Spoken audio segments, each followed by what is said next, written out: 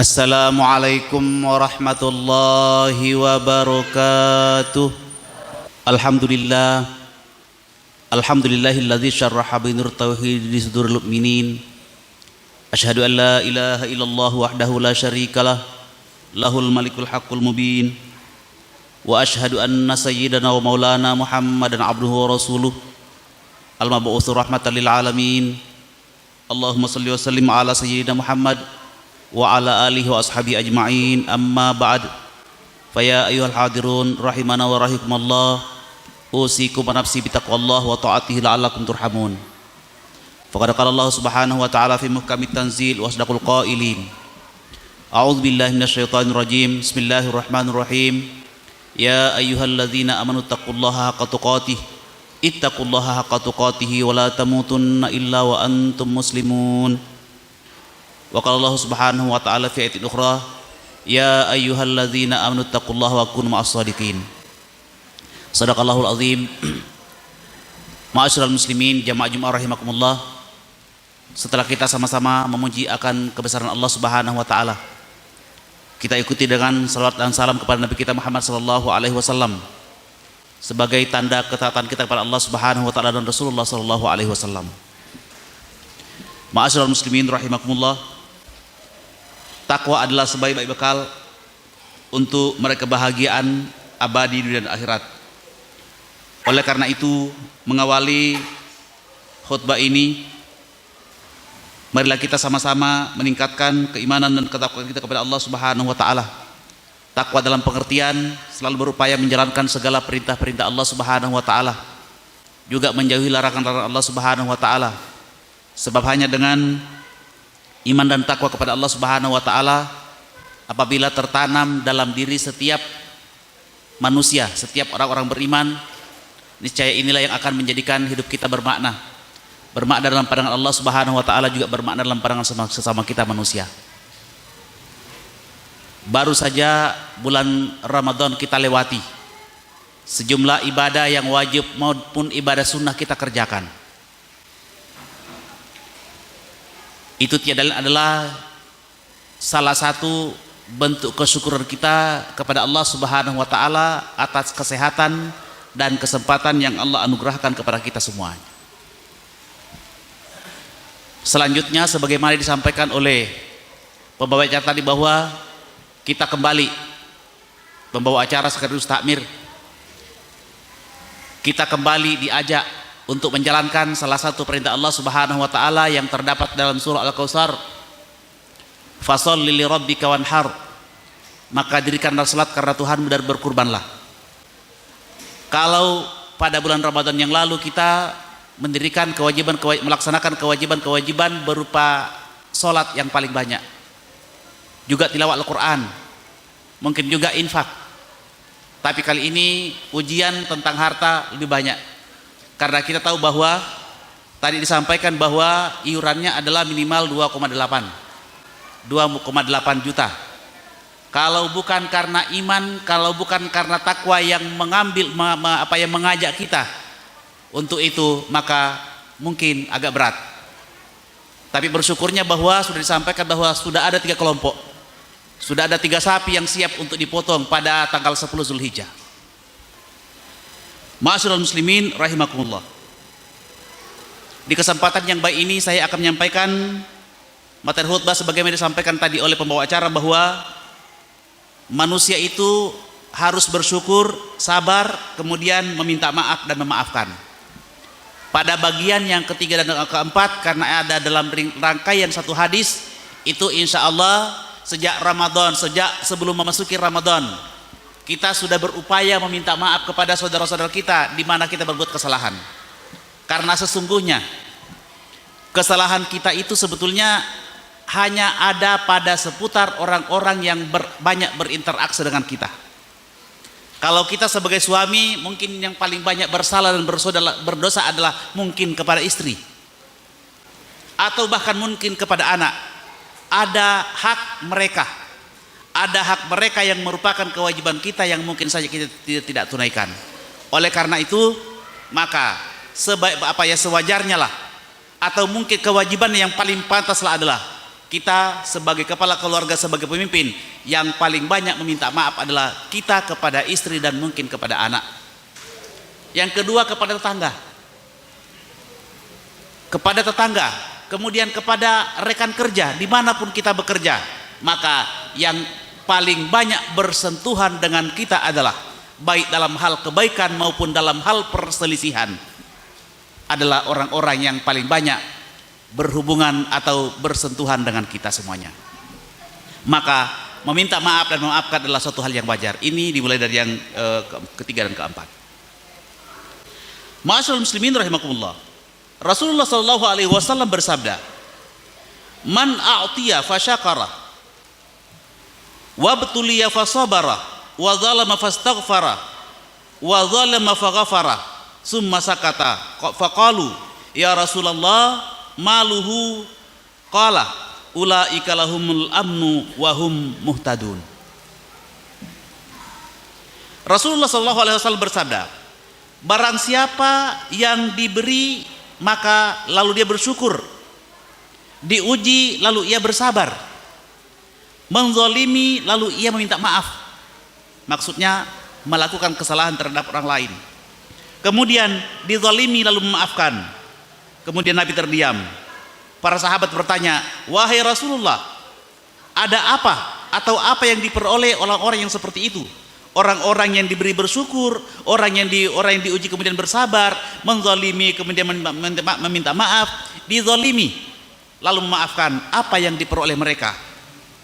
Qalu, maka qala Rasulullah SAW menjawab, mereka adalah orang-orang yang memperoleh keamanan dari siksa kubur dan akhirat dan akan mendapatkan petunjuk. Sederhana kalimatnya, tapi sangat dalam apabila kita menghayati. Mereka akan memperoleh keamanan, aman dari siksa kubur, aman dari siksa akhirat, dan mereka akan mendapatkan petunjuk. Pada saat ini banyak saudara-saudara kita yang mungkin juga Islam, KTP-nya Islam, marah kalau tidak dikatakan tidak beriman. Akan tetapi bisa saja mereka sedang tidur di rumah, mereka masih ada di pekerjaannya, mereka masih ada di jalan. Mereka jelas belum mendapatkan petunjuk untuk menjalankan kewajibannya sebagai seorang muslim berupa salat Jumat. Kalau salat Jumat saja tidak dikerjakan, dapat kita simpulkan bahwa mungkin juga kewajiban salat 5 waktu atau kewajiban-kewajiban lain tidak diamalkan. Maka menjadi kewajiban kita semuanya. Karena berdakwah di atas mimbar adalah didapatkan oleh orang-orang yang sudah beriman kepada Allah Subhanahu wa taala, orang-orang yang sudah mendapatkan hidayah. Maka yang belum mendapatkan hidayah adalah menjadi kewajiban kita semua. Karena mereka mungkin tidak ke masjid. Ud'u ila sabili rabbika bil hikmah. Kewajiban tiap-tiap individu adalah mengajak saudara-saudara kita untuk apa yang belum mendapatkan hidayah, untuk mengajak mereka dengan cara yang baik. Ma'asyiral muslimin rahimakumullah. Dalam hadis di atas Rasulullah SAW menjelaskan keutamaan seorang mukmin yang memiliki 4 sifat tersebut. Tadi yang ketiga dan 4 sudah disampaikan secara singkat. Yang pertama adalah bersyukur ketika memperoleh nikmat. Ma'asyiral muslimin rahimakumullah. Pertama ya, bersyukur itu ada 2 macam. Syukur itu ada 2 macam. Ada syukur wajib dan ada syukur sunnah. Syukur wajib adalah tidak menggunakan berbagai nikmat yang Allah Subhanahu wa taala anugerahkan dalam berbuat maksiat kepadanya. Akan tetapi memanfaatkan setiap nikmat Allah Subhanahu wa taala sebagai sarana dalam berbuat atau mengerjakan ketaatan kepada Allah Subhanahu wa taala. Di antara nikmat yang sering kita lalaikan bagi banyak orang adalah nikmat kesehatan dan waktu luang. Rasulullah sallallahu alaihi wasallam bersabda, "Ni'matani maghbun fihi ma katsirum minan nas as-sihhatu wal faragh." Ada 2 kenikmatan yang kebanyakan manusia tertipu dengannya, yaitu kesehatan dan waktu yang luang. secara fisik. Mungkin di antara kita banyak yang lebih sehat, banyak yang lebih kuat daripada orang-orang tua kita. Tapi ketika kita bicara tentang sholat misalnya, maka yang lama sujudnya adalah orang-orang tua, yang lama berdirinya adalah orang-orang tua, yang lama tilawahnya adalah orang-orang tua. Sementara kita yang kuat mungkin cepat bosan, cepat capek. Mengapa? Itu karena adalah kurang memanfaatkan nikmat Allah Subhanahu wa taala berupa namanya kesehatan. Ma'asyiral muslimin rahimakumullah. Sedangkan syukur sunnah adalah dengan mengucapkan hamdalah atau dengan melakukan sujud syukur. Kita sama-sama tahu bahwa setiap kita memperoleh nikmat, Allah Subhanahu wa taala, Rasulullah sallallahu alaihi wasallam menganjurkan kita agar selalu mengucapkan hamdalah. Kemudian dibarengi dengan sujud syukur apabila memungkinkan. Itu adalah sunnah. Yang kedua adalah sabar ketika diuji. Sabar dalam menghadapi cobaan adalah salah satu dari 3 jenis sabar. Dua jenis sabar yang lain adalah sabar dalam melakukan kewajiban dan sabar dalam meninggalkan perkara haram. Sabar dalam menjalankan kewajiban. Kita salah satu contohnya adalah apabila kita sedang bekerja dengan asik-asiknya, misalnya orang kantoran di depan komputer, azan terdengar, maka akan terjadi pertarungan, diselesaikan karena tanggung atau kita tunda untuk memenuhi panggilan azan. Ini adalah salah satu contoh sabar dan beribadah kepada Allah Subhanahu wa taala. Ketika kita tega meninggalkan pekerjaan kita, ketika kita mampu untuk meninggalkan aktivitas yang kita anggap sangat penting pada waktu itu untuk menghadap Allah Subhanahu wa taala, maka insya Allah ini adalah salah satu contoh sabar dalam beribadah kepada Allah Subhanahu wa taala. Yang kedua adalah sabar dalam meninggalkan perkara yang haram. Dalam kehidupan kita ini banyak bujukan-bujukan yang haram. Ya, mungkin kita semua tahu bahwa di setiap instansi, di setiap suatu organisasi ada tawaran-tawaran yang mungkin makruh atau mendekat kepada yang haram atau syubhat. Ketika kita mampu menghindari hal-hal yang demikian, maka insya Allah inilah salah satu contoh dari sabar dalam meninggalkan perkara haram. Tentu masih banyak contoh-contoh yang lain yang kita insya Allah sama-sama tahu. Ma'asyiral muslimin rahimakumullah, inilah yang dapat saya sampaikan ke hadapan kita semua. Mudah-mudahan ada hikmah dan manfaatnya. Semoga Allah Subhanahu wa taala menganugerahi kita sifat syukur, kemudian sifat sabar, kemudian mudah meminta maaf apabila kita melakukan kesalahan, dan juga mudah memaafkan ketika orang lain berbuat zalim kepada kita, baik itu mereka minta maaf ataupun mereka tidak meminta maaf. Semoga Allah Subhanahu wa taala selalu memberikan hidayah dan kekuatan kepada kita untuk menjalankan kewajiban-kewajiban kita kepada Allah Subhanahu wa taala, dan juga untuk menjalankan sunnah-sunnah Rasulullah sallallahu alaihi wasallam. Wa idza quri'al qur'anu fastami'u lahu wa ansitu la'allakum turhamun. Barakallahu lakum azim wa nafa'ani wa iyyakum bil ayati wa hakim. Aqulu qawli hadza fastaghfiruhu innahu al-ghafurur rahim.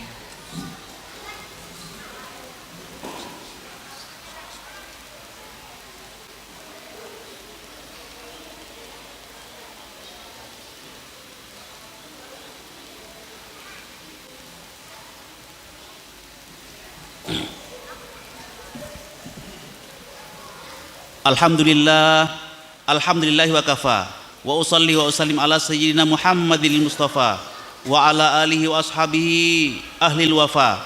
Ashhadu an la ilaha illallah wahdahu la syarikalah wa ashhadu anna sayyidana wa maulana Muhammadan abduhu rasuluh.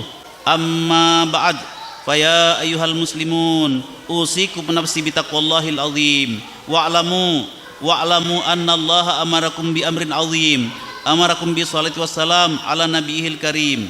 Wa qala ta'ala innallaha wa malaikatahu yusalluna 'alan nabi ya ayyuhalladzina amanu sallu 'alaihi wa sallimu taslima. Allahumma salli wa sallim wa barik ala sayyidina Muhammad wa ala ali sayyidina Muhammad kama shallaita ala sayyidina Ibrahim wa ala ali sayyidina Ibrahim wa barik ala sayyidina Muhammad wa ala ali sayyidina Muhammad كما باركت على سيدنا إبراهيم وعلى آل سيدنا إبراهيم في العالمين إنك حميد مجيد اللهم اغفر للمؤمنات والمسلمين والمسلمات الأحياء منهم والأموات اللهم أعز الإسلام والمسلمين وأذل الشرك المشركين وانصر عبادك الموحدية واخذل من خذل المسلمين ودمر أعداء الدين وأعلم كلمة الدين اللهم أرنا الحق حقا وارزقنا اتباعه وأرنا الباطل باطلا وارزقنا اجتنابه